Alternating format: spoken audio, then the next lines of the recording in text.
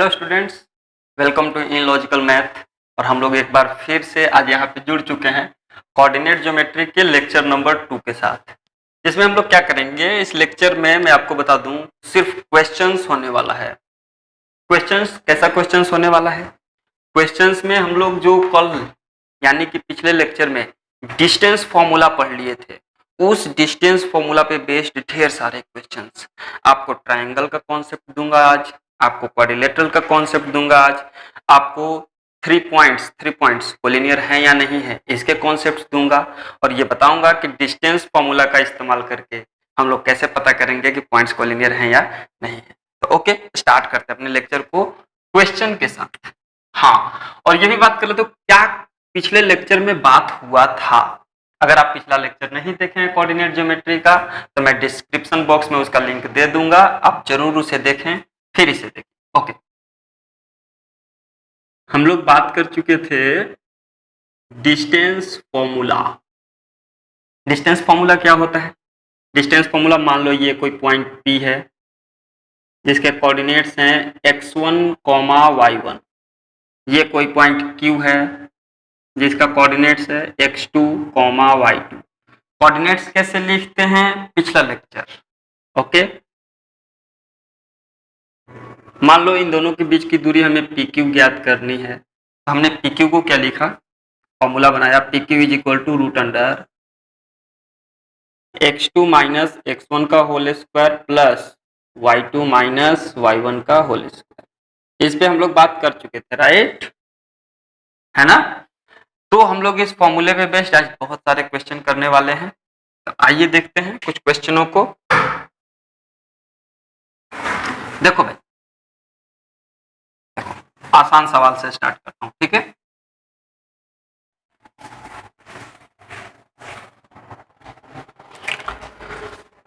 मान लो मैं आपके सामने एक क्वेश्चन लिखूं, find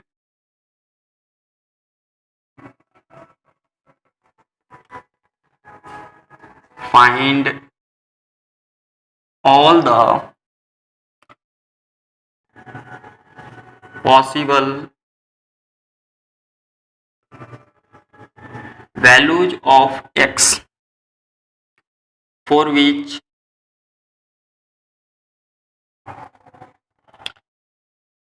the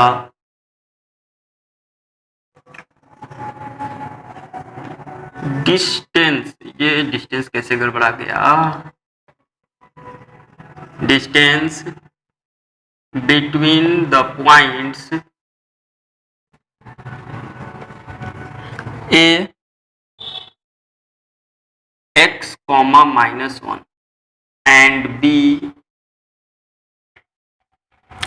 5 comma 3 is 5 units। हाँ जी, चलिए स्टार्ट कर। तो हमारा क्वेश्चन क्या है?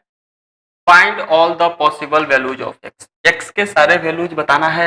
इसमें ये एक्स रहा, जिसके लिए इसकी और इसके बीच की जो डिस्टेंस है वो कितना है? 5 यूनिट। यानी कि अगर मैं डायग्राम से समझाऊं तो ये जो पॉइंट ए है x कॉमा माइनस 1, और ये जो पॉइंट बी है ये है 5 कॉमा 3, और इसके जो बीच की दूरी है ये है 5 यूनिट्स। यूनिट्स, ठीक है? तो देखो x की वैल्यू कैसे निकालते हैं। तो सिंस हम लोग जानते हैं कि ए बी का फॉर्मूला आप क्या लगाओगे? वही root under x2 minus x1 का whole square plus y2 minus y1 का होल स्क्वायर। ये कौन सा बड़ा बात है भैया? x1 y1 कौन है? ये हमारा रहा x1 y1, ये हमारा रहा x2 y2। ठीक, बात समझ आया? तो वैल्यूज रख दो। x2 ये हो गया, ये 5, ठीक, 5 माइनस x का होल स्क्वायर। x1 कौन हो गया? x प्लस y2 कौन हो गया? 3 माइनस, और एक और यहां पे भी माइनस है, तो माइनस माइनस, ये माइनस और ये माइनस, प्लस 3 प्लस 1 का होल स्क्वायर। इस ए बी के जगह पे क्या लिखूं? ए बी का तो वैल्यू 5 यूनिट्स है ना, तो 5 लिख दो। ये लो सर आप तो 5 लिख दो, यहाँ पे मैंने यहाँ पे 5 लिख दिया। अब क्या करें, आराम से लिखिए, 5 का 5 रह जाएगा, रूट अंडर, मैंने बताया था यहाँ पे a माइनस बी या a प्लस बी का होल स्क्वायर नहीं लगाएं, ऐसे ही आंसर आ जाएगा आपका, तो इसे ऐसे ही छोड़ दें। 5 माइनस एक्स का होल स्क्वायर प्लस 3 प्लस 1 कितना हो जाएगा 4। अच्छा एक और बात बताऊं, ऐसा नहीं है कि लगा दोगे अगर a माइनस बी का होल स्क्वायर तो आंसर नहीं आएगा, आंसर तो वहीं जाना है। ओके देखो भाई, अब क्या करें, दोनों तरफ स्क्वायरिंग कर लो। स्क्वायरिंग करने से इधर हो जाएगा 5 का स्क्वायर प्लस 5 माइनस एक्स का होल स्क्वायर प्लस 4 का स्क्वायर कितना होता है 16। यहाँ पे लिख दिया स्क्वायरिंग ऑन बोथ साइड्स, दोनों तरफ स्क्वायरिंग करने पर। ठीक है भाई, ओ सॉरी यहाँ पे इक्वल टू का साइन, आप कहोगे सर रूट कहाँ चला गया, अरे स्क्वायरिंग किया ना, इधर स्क्वायरिंग किया तो स्क्वायर आया, इधर स्क्वायरिंग किया तो रूट खत्म हो गया। 5 का स्क्वायर कितना होता है 25 is equal to 5 minus x का होल स्क्वायर प्लस 16, उधर 16 प्लस में इधर आएगा तो माइनस में 25 minus 16 is equal to 5 minus x का होल स्क्वायर। यहीं पे समझनी है बात को, 25 में से 16 जाएगा क्या बचेगा 9 बचेगा, 9 is equal to 5 minus x का होल स्क्वायर। ये जो इधर स्क्वायर है इधर आएगा, क्या बनेगा, इधर आएगा तो बनेगा आपका root under 9 is equal to 5 minus x. और आप बताओ कि ये इधर स्क्वायर से इधर रूट आया तो कुछ और भी आया क्या, हाँ सर याद आया, इधर जब भी स्क्वायर से रूट लाते हैं तो अपने मन से प्लस माइनस लगाते हैं, डिस्टेंस लिखते समय प्लस माइनस नहीं लगाते हैं, लेकिन कोऑर्डिनेट्स एक्स की वैल्यू निकालते समय प्लस माइनस लगाते हैं। अच्छा आ जाओ, ये क्यों करते हैं, ये आपको कॉन्सेप्ट समझाया गया है, तो ध्यान से देखो क्या बना, इम्प्लाइज दैट इधर प्लस माइनस 9 है, 9 की रूट 9 की value 3 is equal to 5 minus x. फिर क्या करूं, फिर ऐसे दीवार खड़ा करो, एक तरफ ले लो plus 3 is equal to 5 minus x और एक तरफ ले लो -3, -3 is equal to 5 minus x.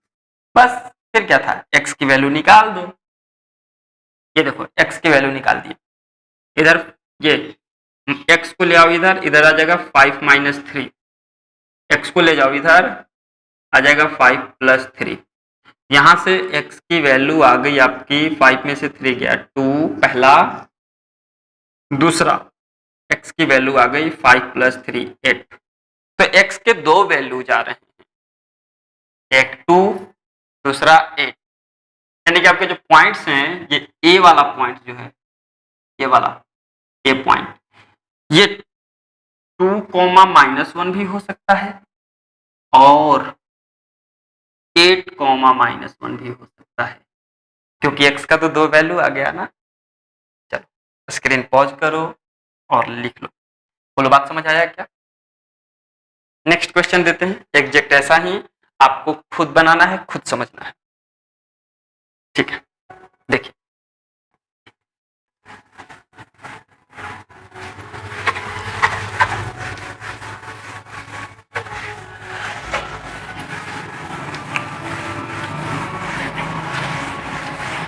आ जाओ भाई, आ जाओ जल्दी से,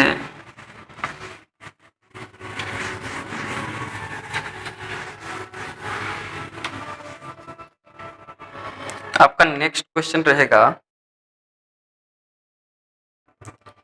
ये कल कर चुके हैं,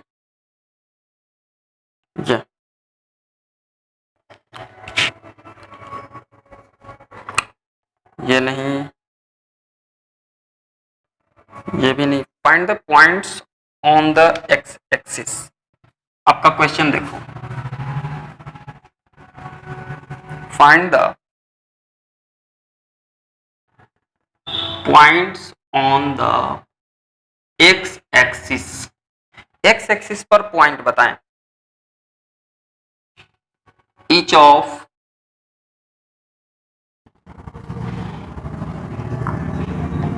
which is at a distance of 10 units from the point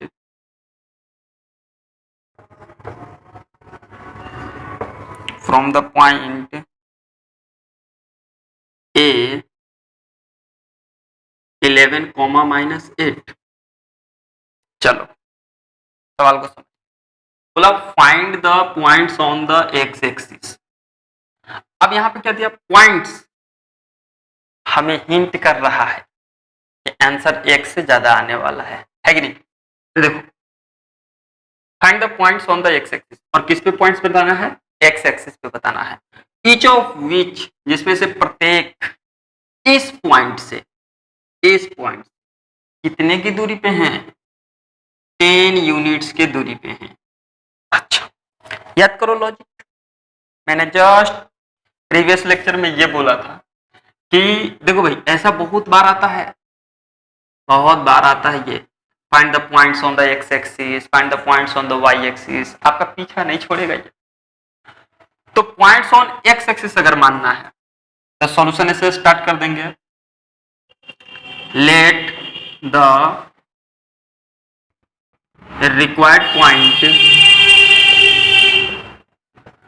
required point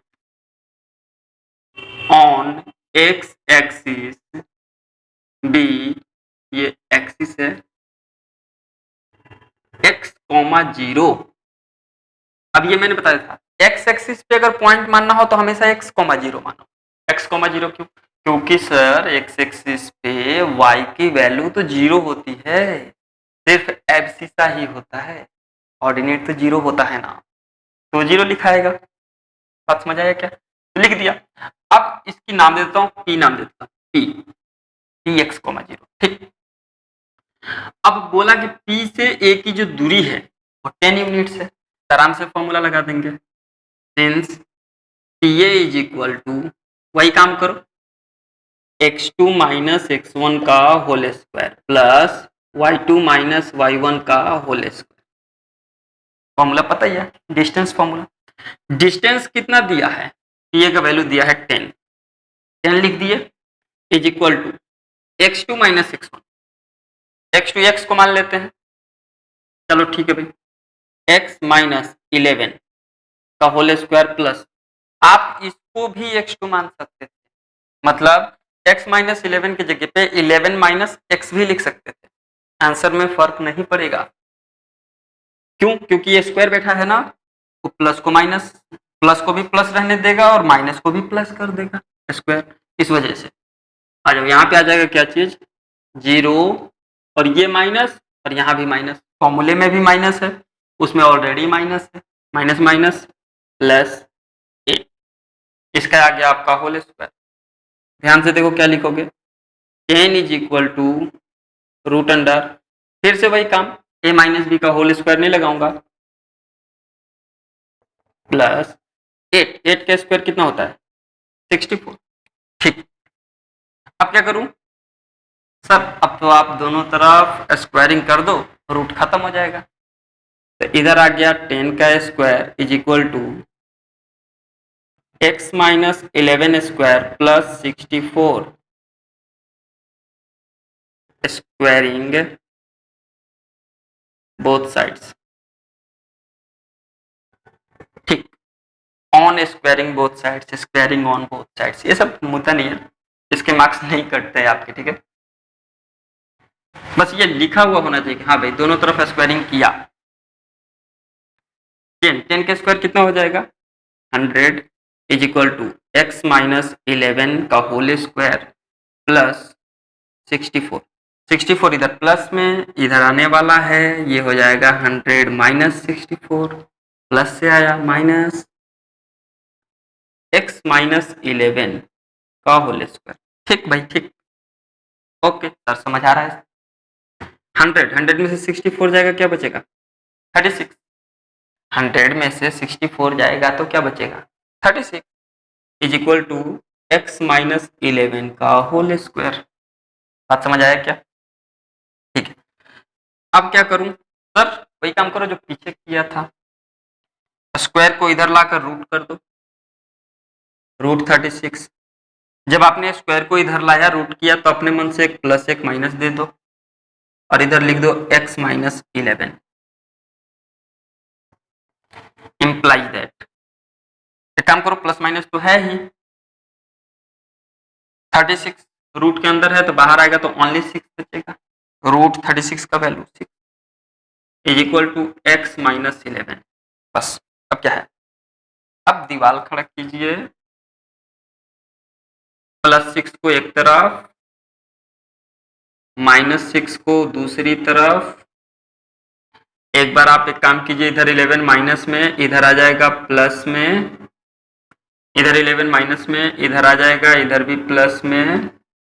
इसलिए यहां से जो x की वैल्यू आई, वो x की वैल्यू आई 11 + 6 17, और यहां से जो x की वैल्यू आई वो आ गई 11 माइनस 6 यानी 5। इसका मतलब हमारे पास x की दो वैल्यूज आ गई, यानी कि x एक्सिस पे दो पॉइंट हो सकते हैं ऐसे। यहाँ पे लिखेंगे 10 द required points are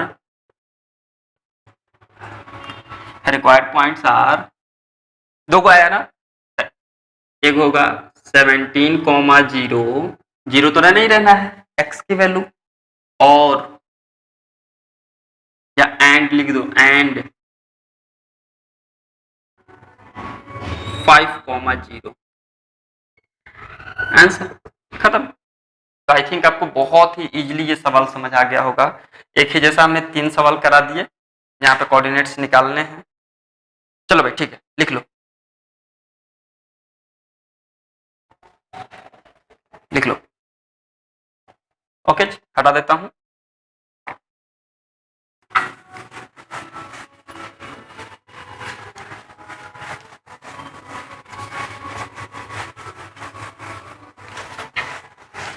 समझ आ रहा है कोऑर्डिनेट ज्योमेट्री एकदम अच्छे से? और कोऑर्डिनेट ज्योमेट्री में अभी देखो, अभी दो अच्छे फॉर्मूले और भी बाकी हैं, और अगर आप चाहते हो कि इस चैप्टर को बहुत अच्छे से सीखें और मैथमेटिक्स के हर चैप्टर को अच्छे से सीखें, तो आप प्लीज लाइक एंड सब्सक्राइब करो चैनल को। आपका नेक्स्ट क्वेश्चन मैं बताता हूं।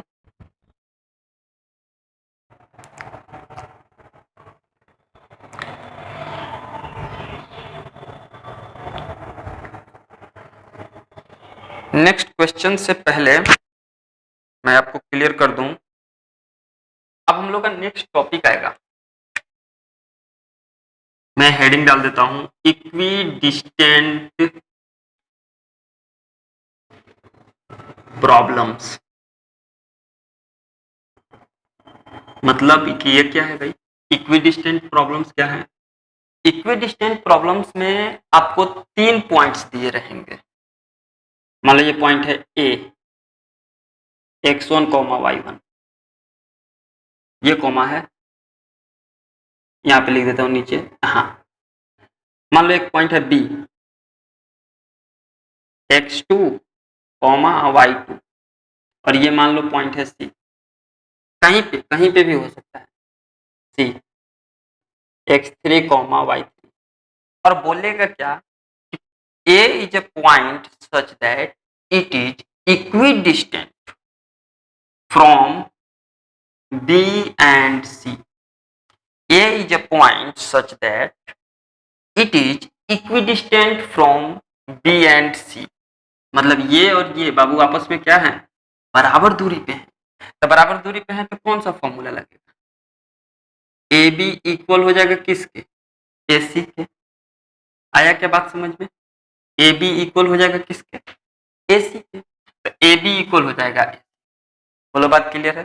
इसी पॉइंट पे ध्यान देना है। ऐसे ही हम लोग इक्विडिस्टेंट की बात करेंगे। कोई बोला सर इसको आगे बढ़ाओ, लो आगे बढ़ा लो।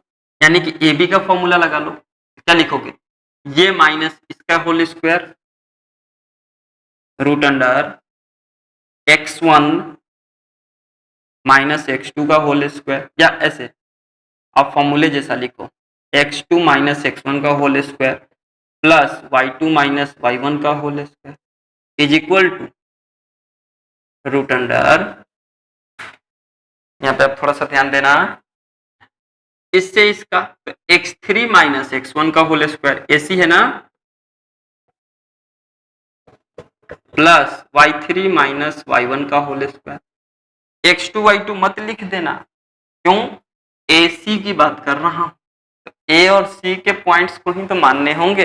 ये x1 y1 ये x2 y2 के काम कर रहा है, जो कि x3 y3 है। तो इस पे बेस्ड कुछ सवाल करेंगे हम लोग। ओके, कॉन्सेप्ट क्लियर हुआ है आपका, इक्विडिस्टेंट प्रॉब्लम्स। ठीक है, सवाल लिखते हैं, हटाते हैं इसको।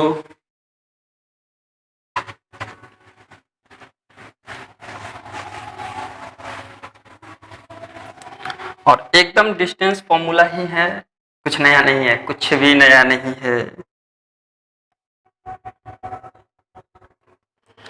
आपके क्वेश्चन है,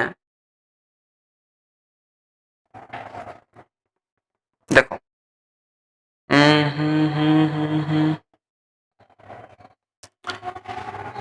find the points on the y axis.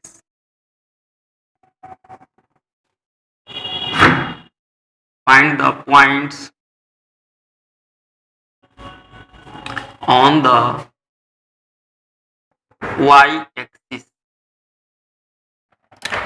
which is equidistant from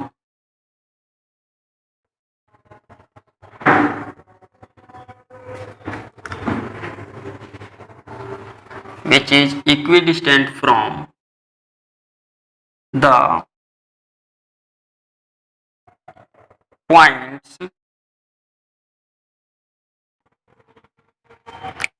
A 6,5 and B -4,3। Okay, सवाल देख लेता हूं एक बार फिर से। Find the points on the y-axis which is equidistant from the points A 6,5 and B -4,3। Okay, आइए समझते हैं। बोला क्या, find the points on the y-axis।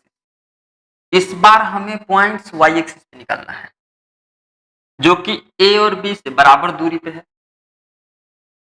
Solution शुरू कर दिया। लेट द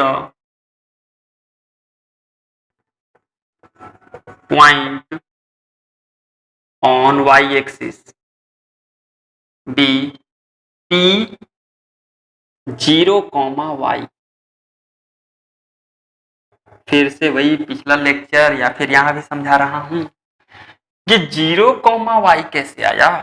तो इस बार बोला कि y एक्सिस पे माननी है, तो y एक्सिस पे तो x का वैल्यू 0 होगा ना, एब्सिसा 0 होगा ना। और जब एब्सिसा 0 होगा तो हमने एब्सिसा को 0 कर दिया। और रहा ऑर्डिनेट की बात, तो पूरे y एक्सिस पे कुछ भी हो सकता है। पूरे y एक्सिस पे यहां से लेकर यहां तक कुछ भी हो सकता है, हमें क्या पता, इसीलिए y लिख दिया, वेरिएबल लिख दिया। और वेरिएबल की वैल्यू हम लोग फाइंड आउट कर लेंगे। ओके, ठीक। चलो, अगर मैं इसका रिप्रेजेंटेशन दिखाऊं आपको तो ऐसे बनेगा। खैर रिप्रेजेंटेशन की जरूरत नहीं है, आ जाओ। यहाँ पे मान लो कोई भी पॉइंट P है, यहाँ 0,y आ गया। लो रिप्रेजेंटेशन दिखा देता हूँ। मान लो ये कोई भी पॉइंट A है, जहाँ पे आपका आ गया 6,5। मान लो ये कोई भी पॉइंट B है, जहाँ पे आपका आ गया -4,3। और बोला कि P जो है, ये वाला पॉइंट है जो इससे और इससे दोनों से बराबर दूरी पे, ये आपस में कितने दूरी पे हैं वो अलग बात हो गई, ये दोनों इक्वल दूरी पे। क्या लिखेंगे, since PA is equal to PB, formula लगा देंगे। आ जाओ भैया, PA का फॉर्मूला लगाता हूं। P से A यानी 0 - 6 का स्क्वायर समझ लेना कैसे, x2 माइनस वाई, ये x2 माइनस x1 का होल स्क्वायर ऐसे आएगा, प्लस y माइनस 5 का स्क्वायर। कंफ्यूज मत होना, कंफ्यूज मत होना सर, ये 6 माइनस 0 होगा, 0 माइनस 6 नहीं होगा, 5 माइनस वाई होगा, y माइनस 5 नहीं होगा, दोनों लिखोगे वही आंसर आएगा। बार बार समझा रहा हूं आपको, ठीक है, कंफ्यूज नहीं होना है। आप इतना माइनस इतना करो या इतना माइनस इतना, एक ही चीज आने वाला है, ठीक है क्या। आ जाओ देखते हैं, रूट अंडर, इधर क्या करूं, इधर कर देता हूं 0, माइनस एगो फॉर्मूला में रहता है, एक ऑलरेडी है, यानी 0 प्लस 4 का स्क्वायर प्लस y माइनस 3 का होल स्क्वायर। अब क्या करूं सर, ये रूट का क्या करूं, रूट का दोनों तरफ स्क्वायर कर दो, रूट खत्म हो जाएगा। तो रूट को खत्म करने का तरीका है, -6 का स्क्वायर कितना होता है 36 प्लस y माइनस 5 का होल स्क्वायर। ठीक, बात समझ में आ गई। इज इक्वल टू, इसका क्या करें, 0 प्लस 4, 4 का स्क्वायर 16 प्लस y माइनस 3 का होल स्क्वायर। बोलो बात समझ आया क्या। और यहाँ पे लिख दिया क्या चीज, स्क्वायरिंग बोथ साइड्स, ये दोनों स्क्वायर करने पे तो आया है। आपको इक्विडिस्टेंट का सवाल समझ आ रहा है ना। देखो एक काम करते हैं, इस वाले में बिना फॉर्मूला लगाए काम नहीं चलेगा, तो फॉर्मूला लगा देते हैं, इधर भी a माइनस बी का होल स्क्वायर, इधर भी a माइनस बी का होल स्क्वायर, तो लगा लो 36 plus a square minus 2ab 2 into y into 5 plus B square 5 का स्क्वायर, ठीक है, ये 5 का स्क्वायर इज इक्वल टू 16 का 16 a माइनस बी का होल स्क्वायर, फिर से a स्क्वायर यानी y square minus 2ab 2 into y into 3 और प्लस बी स्क्वायर 3 का स्क्वायर। अब ध्यान से देखो क्या लिखोगे, 36 प्लस वाई स्क्वायर माइनस 5 टू जा 10y plus 25 is equal to 16 plus y square minus 3 टू जा 6y प्लस 9। कमाल की बात है, ये वाई स्क्वायर इधर भी प्लस में, वाई स्क्वायर इधर भी प्लस में, इक्वल साइन के अपोजिट हैं, कट जाएंगे दोनों, इधर क्या बचेगा 36 प्लस 25, जोड़ो भाई 36 प्लस 25 कितना आ जाएगा, 6 और 5 1 11 का, और 3 2 5 और 1 6 61 minus 10y is equal to, इधर क्या बचेगा 16 प्लस 9 25 माइनस 6y। अब क्या करें, एक काम करते हैं, 6y को इधर ले लेते हैं, 61 को उधर ले लेते हैं, तो क्या बचेगा माइनस 10y माइनस इधर आया plus 6y is equal to 25, इधर ये प्लस में उधर जाएगा माइनस में 61, इंप्लाइज दैट क्या बचेगा minus 10y plus 6y minus 4y is equal to 25 minus 61, 25 minus 61 again क्या हो जाएगा आपका माइनस 36, होगा क्या, माइनस से माइनस कैंसिल हो गया, यहां देखो implies that 4y is equal to 36, या डायरेक्ट करते हैं, माइनस से माइनस कैंसल, इधर 4 मल्टीप्लाई में उधर जाएगा डिवाइड में, तो y is equal to 36 divided by 4 आपका आ गया 9, तो इसलिए y की वैल्यू कितनी आ गई 9 टाइम्स में कट गया, आया 9, 9 4 जा 36, यानी कि आपकी y की वैल्यू आई 36। तो रिक्वायर्ड पॉइंट्स क्या आ गया, यहाँ पे लिख देता हूँ, रिक्वायर्ड पॉइंट्स क्या आ गया, रिक्वायर्ड पॉइंट्स आ गया 0,9, thus the required point be 0,9 answer. बोलो बात समझ आया क्या, क्या किया सर इस सवाल में आपने, जो इतनी जल्दी सॉल्व हो गई।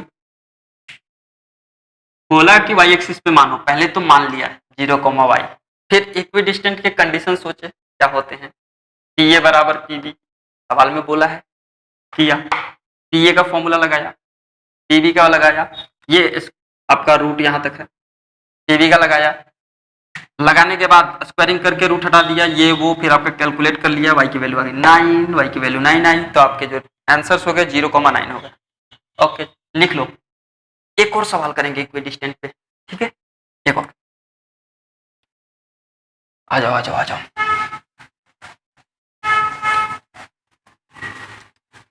लिख लो फटाफट।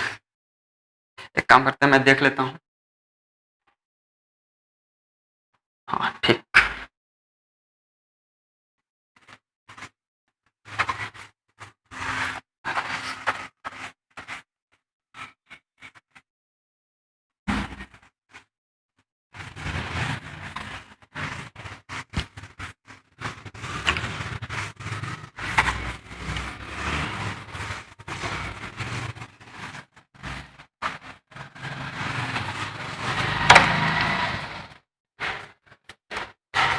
चलो आपका नेक्स्ट क्वेश्चन है,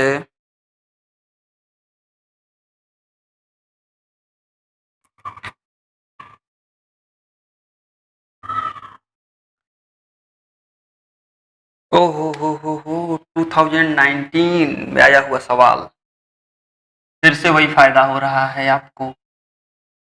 फट से क्वेश्चन आपको बताए जाएंगे जो आए हुए हैं प्रीवियस ईयर्स में इक्विडिस्टेंट पर रिलेटेड। इस बार दिया हुआ है उसने, find the points on y axis, इस बार भी वाई एक्सिस ही है, कमाल की बात है, विच इज पॉइंट है, विच इज इक्विडिस्टेंट। इक्विडिस्टेंट का मतलब समझ आ गया होगा ना, बराबर दूरी पर, फ्रॉम द पॉइंट। ये गाड़ी वाले भी ना बहुत परेशान करते हैं।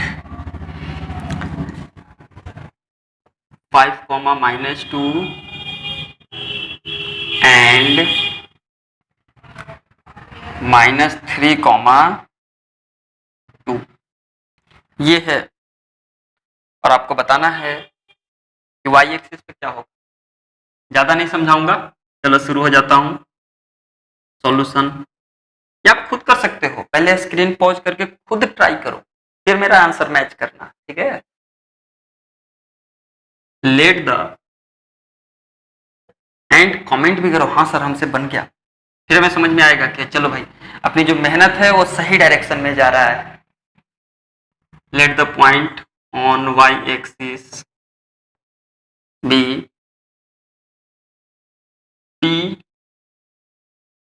0,y, वाई एक्सिस पे 0,y माना, फिर और जो दोनों पॉइंट्स थे उसको ऐसे मान लिया, ये था p 0,y आ गया, ठीक है क्या, ओके। इसको मान लिया हमने पॉइंट ए, इसको 5,-2 को, और इसको मान लिया हमने पॉइंट बी, इसको -3,2 को लिखा। तब में भी यहाँ पे लिख दो, क्योंकि पॉइंट का नाम नहीं दिया हुआ है, तो आपको यहाँ लिखना होगा, जो ए को माना ना, इसको ए मान लिया, 5,-2 एंड बी के कोऑर्डिनेट्स -3,2। ये तो कंफ्यूजन नहीं ना सर, आप 3-3 को इक्वल क्यों दे दिए, कहीं पागल तो नहीं हो गए ना। तो ये जो कोऑर्डिनेट्स दिखाने के जो तरीके हैं वो 3-3 लाइन से दिखाया जाता है, ठीक है, क्योंकि ये इक्वल नहीं है, दोनों एक ही चीज है, इक्विवेलेंट है, तो 3 को ऐसे दिखा दिया जाता है जो कोऑर्डिनेट्स के पॉइंट को शो करता है। तो लगा लो, सिंस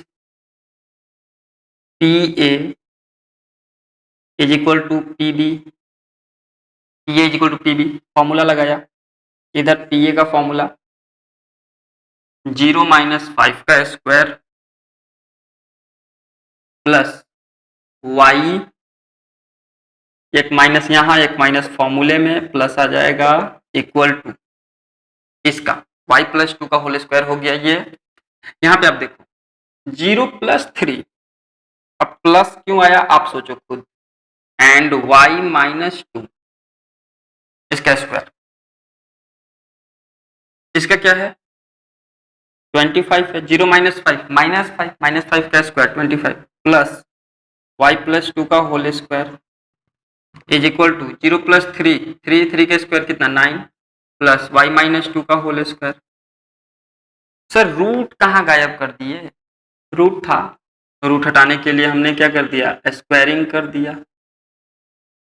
स्क्वायरिंग बोथ साइड्स, ये लो स्क्वायर करने से ये भी रूट गया वो भी रूट गया।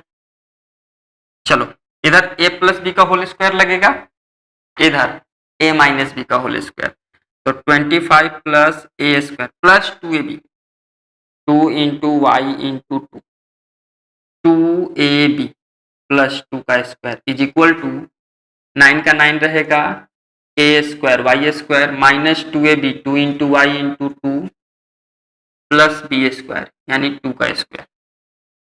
ठीक है वैल्यूज को लिख लिए 25 प्लस वाई स्क्वायर प्लस 2 2 जा 4y plus 4 is equal to 9 plus y square minus 2 2 जा 4y प्लस 4। कमाल की बात है वाई स्क्वायर इधर भी है वाई स्क्वायर इधर भी है कटेगा, 4 इधर भी प्लस में 4 इधर भी प्लस में ये भी कटेगा, 4y इधर भी है 4y इधर भी है, काट दूं क्या, नहीं ऐसी गलती नहीं करनी है क्योंकि इधर प्लस में है और इधर माइनस में है, इधर माइनस इधर आएगा तो प्लस हो जाएगा, कटाने की गलती नहीं करें। तो आप ऐसे लिखें डायरेक्ट, क्या बच गया आपके पास 25 plus 4y is equal to इधर बच गया 9 माइनस 4y। अब एक काम करो 25 को ले जाओ उधर और 4y को ले आओ इधर, तो इधर लाओगे तो ये तो 4y पहले से था ये माइनस में इधर आ गया प्लस में, ये 9 पहले से इधर ही है इधर 25 प्लस में इधर आया माइनस में। ध्यान से देखो 4y कितने y 8y 9 माइनस 25 माइनस 16, ये यहाँ पे कर देता हूं मैं 8 इधर मल्टीप्लाई में इधर जाएगा डिवाइड में माइनस 16 अपॉन 8 8 1 जा 8 और 8 2 जा 16 that means y comes out to be -2, y की वैल्यू कितनी आ गई -2 आ गई, -2 आ गई तो पॉइंट क्या होगा 0, -2। thus the required point be 0, -2 answer. अब आप मैच करो आपका भी 0, -2 आया है कि नहीं आया है, आ गया है तो बहुत बढ़िया, आप बहुत अच्छा पढ़ाई कर रहे हो बहुत अच्छे से आगे जा रहे हो। ठीक है ये दोनों क्या था ये दोनों इक्वल था, ओके इक्विडिस्टेंट। और सवाल कराऊं क्या और जरूरत है, मुझे तो नहीं लगता है। अब आपको क्या करना है बुक से प्रैक्टिस करनी है। इक्विडिस्टेंट इस प्रकार का होता है, आपको y एक्सिस दे रहा है, x एक्सिस भी बोल सकता है, x एक्सिस रहता तो क्या करते सर, अगर यहाँ पे x एक्सिस रहता बोल दो फटाफट खुद से बोल दो सर, अगर यहाँ पे x एक्सिस रहता तो मैं x, 0 लगाता या x, 0 लगाती है ना, ये x, 0 होता। ठीक है ओके नेक्स्ट आते हैं हम लोग, आज का अगला टाइटल डिस्टेंस फॉर्मूला। अपने आप में फॉर्मूला तो बहुत आसान है लेकिन इस पे क्वेश्चंस बहुत बनते हैं बहुत। देखो और भी बना के बताता हूँ आपको।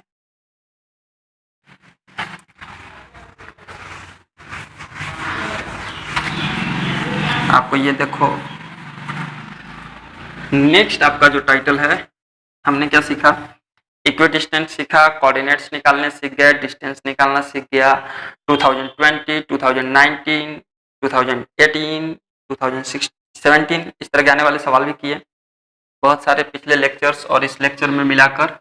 ओके नेक्स्ट है आपका कॉन्सेप्ट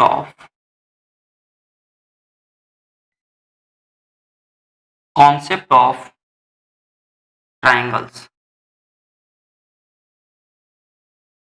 डिस्टेंस फॉर्मूले के अंदर ट्राइंगल के कौन से कॉन्सेप्ट हैं? तो बहुत ही सिंपल, ट्राइंगल क्या क्या हो सकता है, पहले बताओ ट्राइंगल्स बनते कैसे हैं? तो सर ट्राइंगल अगर 3 गो नॉन कोलिनियर पॉइंट्स मिल जाएंगे, अभी कुछ देर बाद आपको समझ आ जाएगा कि नॉन कोलिनियर पॉइंट्स क्या होते हैं। अगर 3 नॉन कोलिनियर पॉइंट्स मिल जाएंगे तो ट्राइंगल का फॉर्मेशन करेंगे, तो ट्राइंगल बना देंगे, ये 3 वर्टिसेस, ठीक है, तो ट्राइंगल बना। तो इस ट्राइंगल क्या हो सकता है डिस्टेंस फॉर्मूला के अकॉर्डिंग? पहला ट्राइंगल तो यही ना हो सकता है, if A B equal to B C equal to C A, अगर तीनों साइड आपस में बराबर हो जाए तो equilateral triangle. Then triangle ABC is equilateral. मान्य, मेरा कहने का मतलब क्या है, कहने का मतलब बहुत सारे सवाल आएंगे, आपको 3 पॉइंट दे देगा ऐसे, x1 y1, x2 y2, x3 y3, और ये तीनों पॉइंट्स देकर बोलेगा ये इक्विलेटरल ट्राइंगल है कि आइसोसेलेस है। एक काम करो, ए बी निकालो, बी सी निकालो, सी ए निकालो, अगर तीनों बराबर आया तो equilateral, otherwise if any two sides are equal. अब any two side, A B बराबर बी सी नहीं लिख सकते, कोई भी हो सकता है, ये दोनों बराबर हो सकता है ये दोनों इक्वल हो सकता है ये दोनों इक्वल। तो if any two sides are equal, कौन से ट्राइंगल होंगे मैं नहीं बोल रहा, आप बोलो। Then triangle ABC is isosceles, लिख दूं क्या, आइसोसेलेस, खत्म, आइसोसेलेस हो गया। आइसोसेलेस की स्पेलिंग देख लेना आप, स्पेलिंग थोड़ा सा कमजोर है। थर्ड, इफ अगर तीनों बराबर नहीं हुआ तो ये भी लिखवाना पड़ेगा क्या, A B is not equal to B C is not equal to C A, खैर लिख रहे तो लिख लो। देन ट्राइंगल एबीसी इज क्या हो जाएगा, ये स्केलन हो जाएगा, सिंपली स्केलन ट्राइंगल।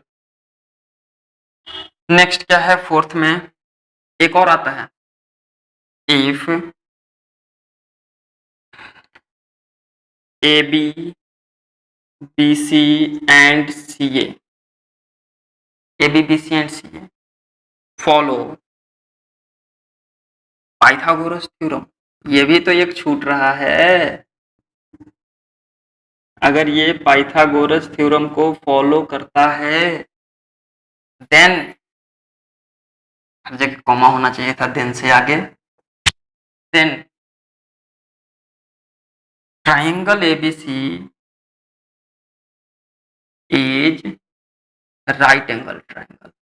ये कैसा ट्राइंगल हो जाएगा, राइट एंगल्ड ट्राइंगल होगा कि नहीं होगा, सोचो, पाइथागोरस थ्योरम को फॉलो कर रहा है, पाइथागोरस थ्योरम फॉलो किस ट्राइंगल में करता है, राइट एंगल ट्राइंगल में करता है, तो राइट एंगल ट्राइंगल में पाइथागोरस थ्योरम फॉलो करेगा, यानी पाइथागोरस थ्योरम फॉलो करेगा तो राइट एंगल ट्राइंगल होगा। फिफ्थ, एक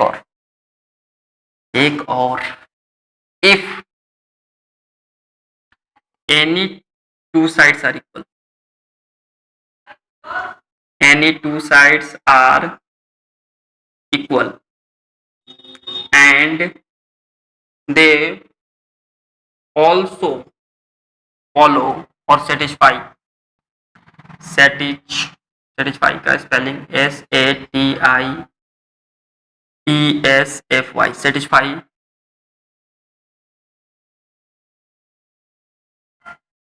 सही लिख रहे हो पता नहीं, फॉलो लिख दो, फॉलो गलत हो जाएगी नहीं तो, if they follow Pythagoras theorem,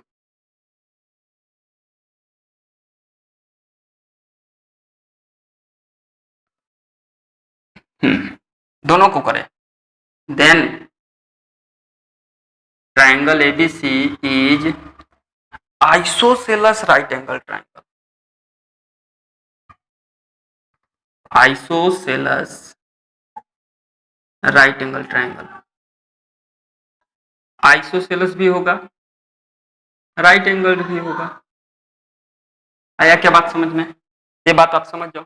equilateral बनेगा, तीनों साइड्स निकाल लेंगे बराबर आएगा, दो साइड्स निकालेंगे बराबर आया आइसोसेलस, तीनों साइड्स अलग अलग आ गए एस्केलन, दो साइड्स अगर पाइथागोरस थ्योरम को फॉलो करेगा right angle triangle, Pythagoras theorem को भी फॉलो कर दिया और दो भी साइड्स इक्वल आ गए, तो क्या होगा?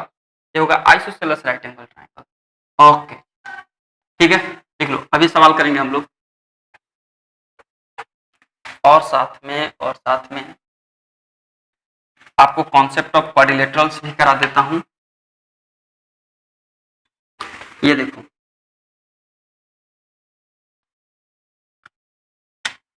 Concept of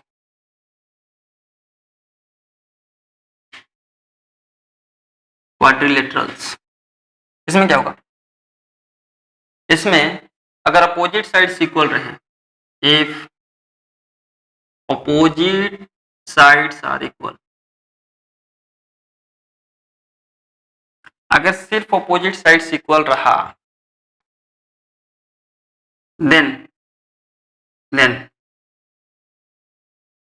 it is a parallelogram. ये क्या बनेगा? पैरेललोग्राम, क्योंकि चार साइड से बना हुआ है, ऐसा बात समझना। ए बी सी, उल्टा लिख दिया, सी डी, तो ABCD क्या होगा? देन ऐसे लिख देता हूं, quadrilateral ABCD is a parallelogram. Parallelogram होगा क्यों? क्योंकि पैरेललोग्राम के अपोजिट साइड्स क्या होते हैं? इक्वल होते हैं। आ जाओ, यहाँ पे बना नहीं रहा मैं, ऐसे ही बता रहा हूं। दूसरा, if opposite sides are equal, that means AB is equal to DC and AD is equal to BC and also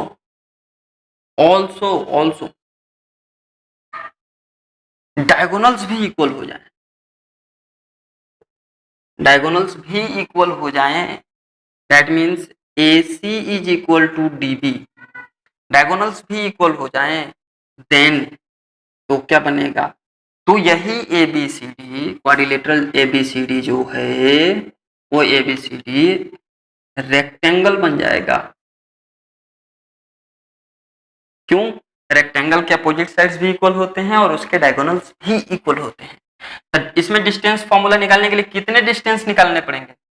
एक ये 2 3 4 5 6 को निकालना पड़ेगा सब कुछ।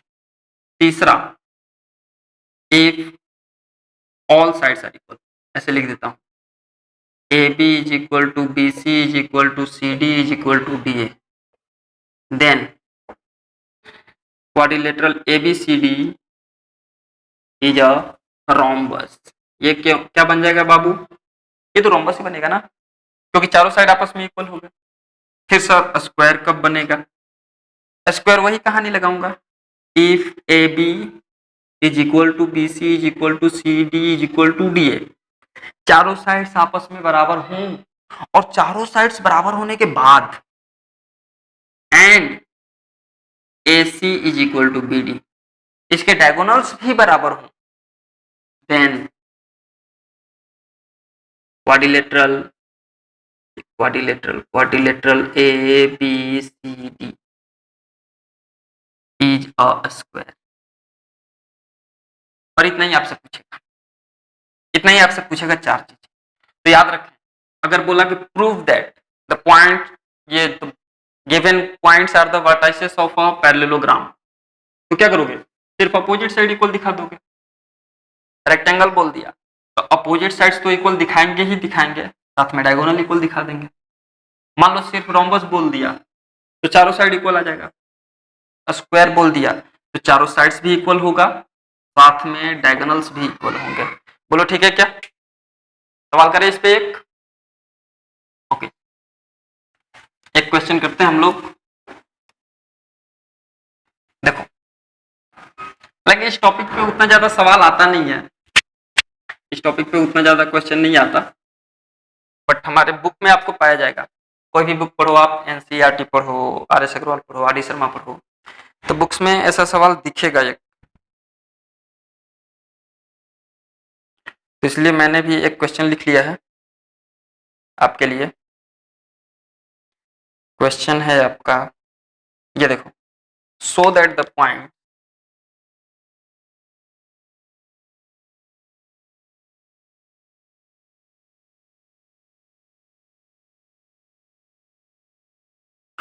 so that the points -3, -3 sorry -3, -3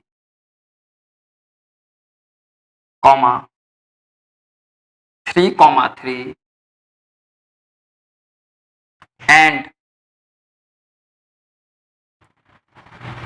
-3√3, 3√3 are the vertices of an equilateral triangle,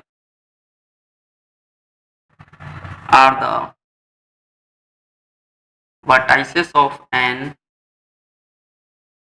equilateral triangle। ये आपको prove करना है, और ये कमाल की बात है, ये कब का सवाल है? 2012 के सीबीएसई में पूछा गया सवाल है ये। आइए प्रूव करते हैं। मान लेते हैं लेट ए इसको मान लिया, -3, -3 को, अच्छा बी मान लिया इसको 3, 3 को, एंड सी किसको मान लूं? इसको -3√3, 3√3। ठीक है क्या? अब हम क्या करेंगे? ए बी निकालेंगे, बी सी निकालेंगे और सी ए निकालेंगे, पता चल जाएगा ट्राइंगल के बारे में। यहां से आपका सॉल्यूशन स्टार्ट हो रहा है। ए बी निकाल लो। ए बी का फॉर्मूला क्या होता है? x2 - x1 का whole square plus y2 - y1 का whole square. It mean that 3 + 3, plus क्यों लगा आप जान रहे हो। फिर से 3 + 3, ओके, इसको ऐसे किया, ये कितना मिला? ये मिला आपका 3 + 3 6 का स्क्वायर प्लस 3 + 3 6 का स्क्वायर, 6 का स्क्वायर 36 प्लस 36, यानी कि आप ध्यान से देखो तो ये आ गया 72। 72 को आप कितना लिख सकते हो? 72 को आप लिख सकते हो 2 ये ऐसे 6√2, कितना? तो ए बी का वैल्यू कितना आया? 6√2। अगेन यहाँ पे बी सी निकाल लेता हूँ, बी सी, ये जल्दी जल्दी इसलिए कर रहा हूँ क्योंकि आपको इजी लगेगा ना। यहां से निकालते हैं जी। अगेन जगह है हमारे पास, B C is equal to, देखो फॉर्मूला लगाओ बी से सी में, अब बी से सी में क्या लगाएंगे? 3 + 3√3 का होल स्क्वायर प्लस ये क्या बच गया? 3 -